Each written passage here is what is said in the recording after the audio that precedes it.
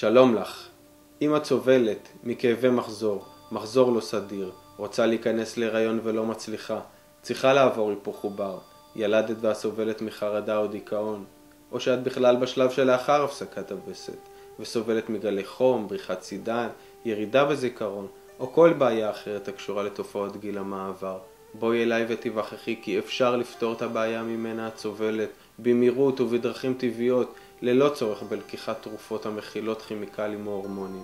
ממני לא תשמעי משפטים כמו אין מה לעשות, צריך ללמוד לחיות עם זה. הבעיה ידועה ומופיעה אצל נשים רבות ואין לה מענה.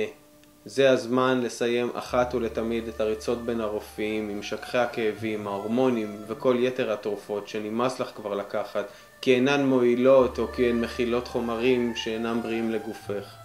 אני מזמין אותך בנוסף להירשם לרשימת התפוצה שלי במידה ולא עשית זאת קודם, ולקבל את קופון 50% ההנחה על הטיפול הראשון ועוד דברים רבים אחרים. אז קדימה, תעשי את הצעד הראשון לשינוי איכות חייך.